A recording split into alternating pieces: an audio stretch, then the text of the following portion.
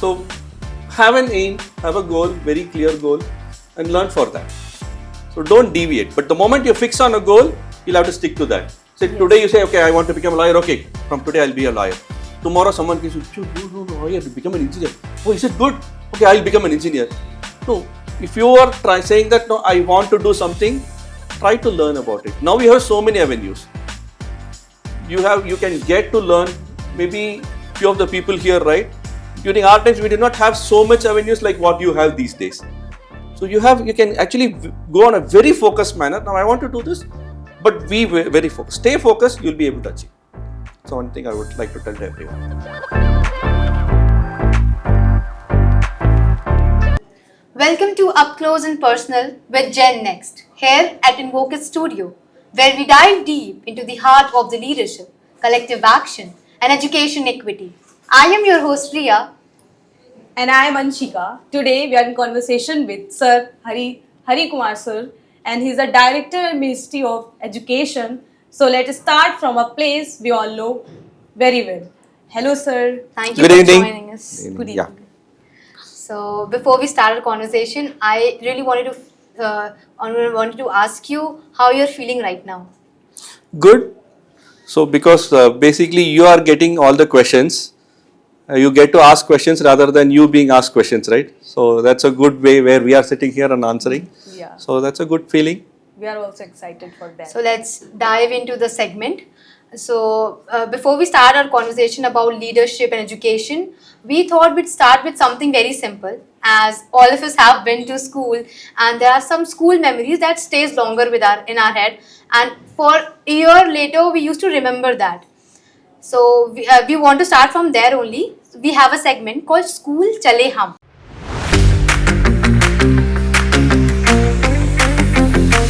In this segment, we have a school bag over here, and randomly we will take out any object from it and ask a question about it. And yes, don't worry about the objects. These are the objects which you have used in your school time, and we are too curious to know what they mean to you now when you are no longer in the school. Oh, sure. So let's start it. Sir, let's get started. So, but the only problem was our school bags were a little bit less compared to what you are doing it now. Okay, there's nothing for size. Sure. So, as you know, sir, report card is considered as an important way to check any student's like progress or a weak areas. So, I would like to start from a report card. So, when you were in school, you used to get report card, and what it mean to you then, and now when you think about it, how your perspective has been changed now. The good part about report card is by the time report card comes, right, your answer papers are already out and your parents know how much marks you have scored. So you're on an even field. But the one thing that they get to know is where you stand in the class with respect to the others. But fortunately, my parents have never said that, they have never compared, saying that why you are not here. But they've always said, if you think there's a scope for you to improve, let's see it in the next report card. Yes. So that I've actually taken it as a challenge, and we have ensured that I was always in a respectable. So being first is not always possible. There are 40 students in the class, not all 40 can be in the first. So that's one reason why today Honorable Prime Minister actually he did Pariksha Pe Charcha for kids. So de-stress from the examination. So report card is an evaluation of what you have learned, but it's the knowledge that you gain. Yeah. So that is what you take. So, sir, you think there should be report card in There should schools? be a report card. We should definitely do some evaluation. It is where you are, but it is not the only thing. It's much more. The knowledge that you gain is much more than that. Yes, sir. As we have a school bag here, and I think for a student, a school bag is a life itself that not only carries object but also carries memories, excitement, and pressure. And so, with that in mind, what your school bag reminds of you, more of excitement or more of pressure? So I had a small diary. So I used to write what I learned, one thing on that day. It can be a word or something new. First, I did not learn anything. I'll just say nothing today. It was blank. But fortunately, when you do a cleanup of the house, right, you get to look at those diaries. And you see, when you look at it, you will see, okay, so much that you have learned. Very less days you will start writing that nothing to learn or I did nothing. But the other thing about school bag is the moment you're used carrying that, right? Even today, I don't go outside without any bag with me. I still feel okay. I have something to carry. It becomes easier. Whatever you do, then write in it. It becomes a lifetime habit. Yeah, like Yeah. So, sir, when like that thought came to you to write a diary, when it came? It was basically a thought from one of my teacher. So she actually said, start writing something. So you see, when you see something new, let's say a new word. So you write it 10 times, you get used to it. But now when you say that I learned something and you write that, it's for a lifetime, you will never forget it. Yes. So that's the thought process. Few days were skeptical, maybe few days I would have bunked writing it. But then after a point, it became a habit. Definitely. as now. So, oh, okay. So I think what you have said, like school have to evaluate student not on the basis of report card, but also any other activities. So I think it's a great question. It's coming to my mind is, what does sports and activities do play role in school life of your? It's very integral. So just reminds that I was part of the district team also. I represented my school for this particular thing, couple of sports. Then universal game, I played cricket, badminton as well as volleyball. But this definitely, it has to be integral part. It's your progress card is not one pager which says subject, minimum, maximum, whatever you want. It should be a holistic progress card which we are also building as part of school education. So under the NEP 2020, right, we have started working on a holistic progress card. It doesn't capture only your academics. It also captures your non-academics. Because when you move to a different school or when you go to a college, people should know what are your strengths, what are your weaknesses. So that should get captured. Definitely, it should become part of the integral thing. It should get captured in a proper way. Sir, we both also play a volleyball and we Oh, have wow. represented Our school and a region Yeah. level, yeah. So, which is District your favorite level. position? Yeah. So, favorite position in volleyball? Second, I got one time and the first position one time. Oh, very good. So, sir, I want to ask, like, if I give you chance to write a paragraph on your school experience, so what you will write? How long would that paragraph be? It will contain 6 or 7 lines. Okay. So, you can consider school as the potter and you are the clay. So, Great. school is what makes you what you are. So, you get to shape. You also have a say because now it's in the potter's hand, but you also actually have to dance according to the potter. Now, if you're able to dance, you come up in a proper shape, otherwise, you become modern art. Yes. Listening to your school memories made us also think about our school too. So, sir, we have come here as a group of 12 students from 4 different states, and all our schools are so different from each other. Many of us study in co-ed school, and many are studying in village school, and some are studying in only girls school. We both are from only girls school. So, we want to now move our second segment, that is your school versus my school. In this segment, we want to talk how different schools can shape a very different experience for a children.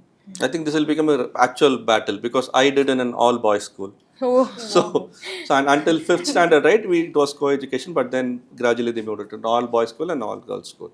So, how was your school experience, and how was your school look like? How was your school infrastructure?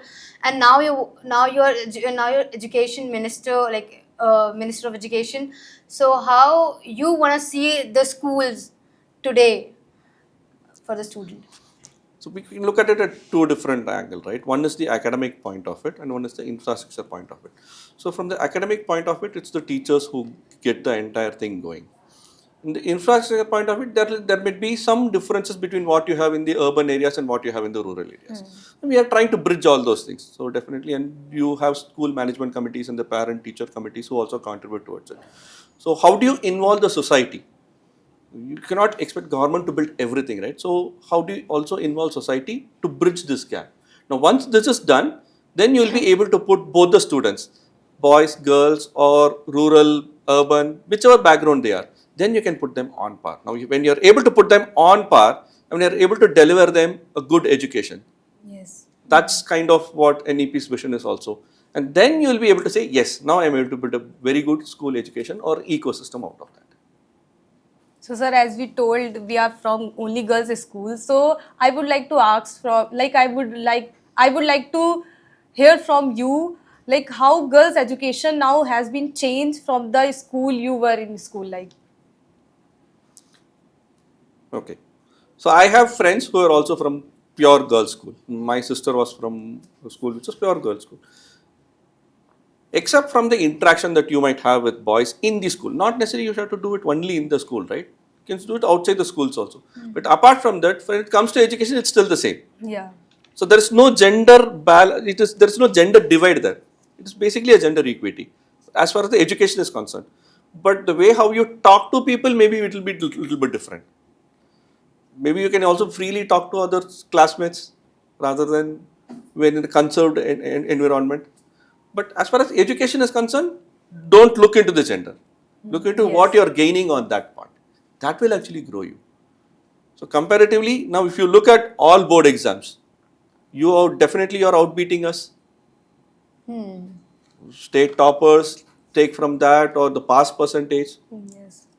So compare to do a study over the past few years. Then you'll always see how girls' education is actually growing up in the country. Great. So, how do you want to see future of education in the over of decades, the next decades? When I was in school, we still had the same setup. Still, your schools almost to an extent you have the same setup. Pretty much all the people would have it. What has changed? The methodology or the delivery of how the teaching has happened has changed. We are having smart boards these days. You have more computer labs. So we got introduced to computers where you had a big monitor, big floppy disk to boot the computer. Technology evolves. So change is the only thing that's always constant because it keeps changing. Yes, sir. Yeah. So if you want to envision that, that's where we'll drawn a line, right? So we are saying towards Viksit Bharat, what you want to do. So how you want to grow. So that actually gives you the impetus. So how do we increase the gross enrollment ratio to the school? Now, we want you join at the preparatory level. Then when you grow up to the 12th and maybe you're going up to the college level, we want to see that you complete that journey. You do 15 years of education, if possible even more. So the more and more number of years of education we are able to give to our students has a direct correlation to the GDP of the nation. Yes. So I'd always say in future, ensure you are able to increase the GER, gross enrollment ratio, to a higher percentage, thereby contributing towards increasing the GDP of the country. So definitely it will improve our country overall. Yeah. Sir, is there any lesson from your school you have learned that and you carry in your professional life? Any Yes. lesson? Yes. So we have a typical saying like Mata, Pita, Guru, Devam. So parents, you're maybe 6 hours to 8 hours in the school. Beyond that, remaining time with the parents. But what you learn in the school actually shapes up what you want to do in your career, what you want to become. So treat them as God, equivalent to your parents. Put them on that scale because they are your gurus. So they teach you what you want to become. You just give that particular thing, you will automatically imbibe that particular feeling. Yes, I'm going to contribute towards the society. You will done. Very great, yeah. So, as we have talked about different schools, different experiences from you, and there is one question that keep coming back to us, and we often told and we often ask that you should become a leader or you should have a leadership qualities. But as a student, we imagine a leader who has authorities, who has power, or who gives instructions to other. So we have a segment. We are going to move to our next segment. That is school leader everywhere. But who is a true leader? So, sir, everyone can have everyone has a different type of perspective for the leadership according to what is the meaning of leadership. Simple, I'll take words from what you had asked the question, right? So you're saying that leader is one who is able to give instructions and it goes down. Definitely, in my opinion, not a leader. Leader is one who is able to guide you. Yes. Your teacher is your leader. Your teacher is your mentor. Now they are able to guide you. Now you follow them. Now you follow a particular person and they're able to say that this is how you proceed, and they're able to take you in the right direction so that you don't divert, move into a different perspective. They're able to guide you. That is what a leader is. They should not say that, okay, do 1, 2, 3. Do 1, 2, 3. No, that doesn't help that doesn't help the purpose. So unless they say that personalized for you, you both are not the same. You might want to become X, you might want to become Y. But I cannot come back and say, no, do this to both of you. So if I am a true leader, I'll come understand you and say that this is what you need to do. If I'm able to guide you, attain that. Yeah, So it makes you a understanding true is- leader. Yeah, understanding is very important. Yeah. And so if it's like India needs more leader today, and if you talk about education sector, so what kind of a leader do we need there, and what suggestion you would like to give, and you want to improve the gender gap in education for girls, for especially for girls. So to improve, I'll take, these are two parts, right? So on the improving the leadership thing, you cannot put like a curriculum and say this is how a leader should be. Then you're making only one type of leader. Now, if you want them to be a leader of what? So you can be, like we were discussing about sports. Now, if you're interested in volleyball, you can go into volleyball, but I cannot force feed you and say, no, you have to do only badminton. Similarly, I cannot put a structure and say, no, you do this, then you become a leader. So it depends on what you want to become. Then you train them accordingly. Then you say that now, yes, you are able to lead. Now, if they are able to churn out people who are able to beat them, then yes, they are truly a leader, because they've been able to uplift people and take them beyond where they are. That is the true leader. And with respect to the gender parity, I think we are doing good. Most of the enrollment ratio and all those things, we've been increasing. It's been going on a very good parameter. The only thing that we'll have to worry is about the out of school children. So hopefully if we are able to track, that's when institutions like NIOS, SIOS comes into play. Now if you are able to track those out of school children, bring them into the education scenario, I think we'll be able to bridge that gap. But for that, advocacy is a must. How many of them know that these options are available? Now people in that particular environment and that ecosystem, they become the ambassadors. They can go out and say, this is available.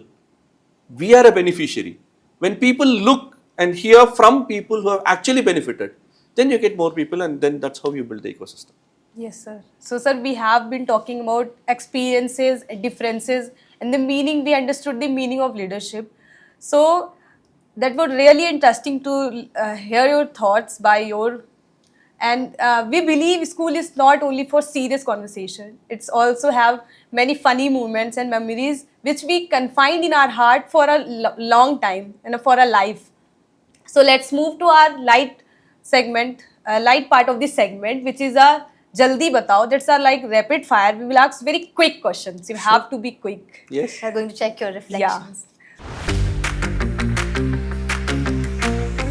So, sir, being a sincere student, have you ever bunked your class? I've never told I was a sincere student. Okay, it's looking like you were. Never. So I've never bunked classes, at least. But typically on duty and all those things, I've been into all culturals. So I've been attending all those things. But from a bunking perspective, I've never done. We also never done. Were you a backbencher or a front setter? I've been across all areas. I've done a globe trotting inside the class. What do you think about backbencher? The best. Nice. So, sir, have you failed in any subject? Fortunately, no. Oh, great. Library rat or a playground champ? During library period, when you're force fed, I used to, because I had a flair for reading, but I used to actually take books. I used to have separate time for that.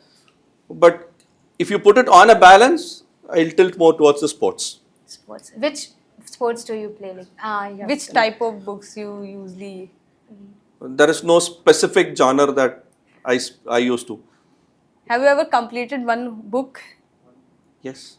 Okay, great. So I used to in fact keep track of all my records. I used to say, okay, this year I read like so many titles. That I kept. Were you a quiet student or a talkative one? Very talkative. Talkative. Which school friend are you still in touch with? Maybe 4 or 5. Lot of people. Nice. Last meetup, like when you have met with them. Maybe one of my best friend, I met him last 3 years ago because he was not in India. So, but today, fortunately, I'm trying to meet him. We wanted to about ask best friend and you have told. One school rule you would like to remove.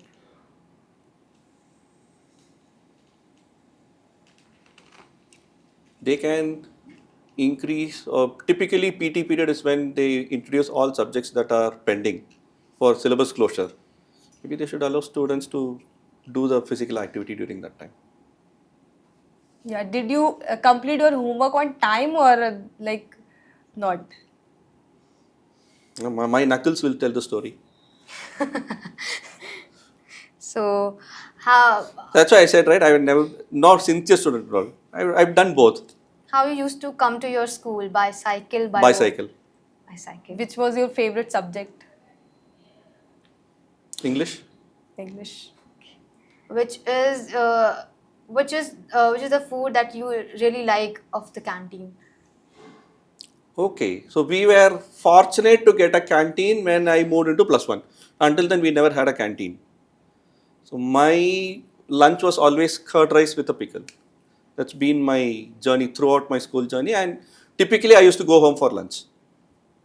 Sir, have you made timetable for studying? Have you followed that? Answer in two parts. I made timetable for studying. The second question is no. So before, as we have talked about, as your reflections are so good, and it seems from you only. And so before we end our conversation, we would like to hear directly from you one message or suggestion you would like to give to our audience that they are watching toward this episode. Sure. So have an aim, have a goal, very clear goal, and learn for that. So don't deviate. But the moment you fix on a goal, you'll have to stick to that. So today you say, okay, I want to become a lawyer. Okay, from today I'll be a lawyer. Tomorrow someone can say, no, I have to become an engineer. Oh, is it good? Okay, I'll become an engineer. No, if you are saying that, no, I want to do something, try to learn about it. Now we have so many avenues. You can get to learn. Maybe few of the people here, right?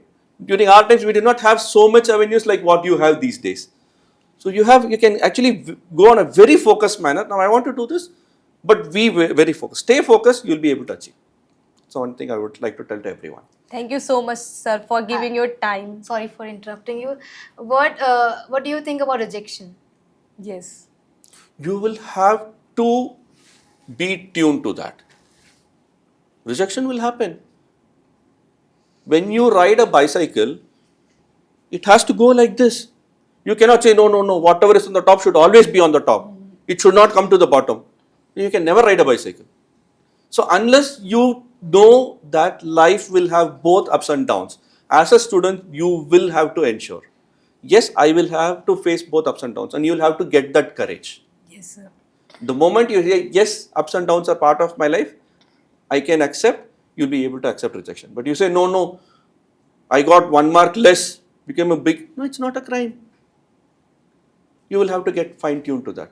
Unfortunately, as an ecosystem, we'll put pressure. Why did you lose that mark? But you will have to get that. You will have to be brave enough to overcome that. You overcome that, your life will be happy. Yes, sir. Thank you so much, sir, for giving your time. Thank you so much, sir, for sharing your thoughts, insight, and wisdom. And yes, thank you to our audience for tuning in. Stay connected, keep the dialogues going. We will see you in next episode. Thank you. Thank you. Thank you so much, sir.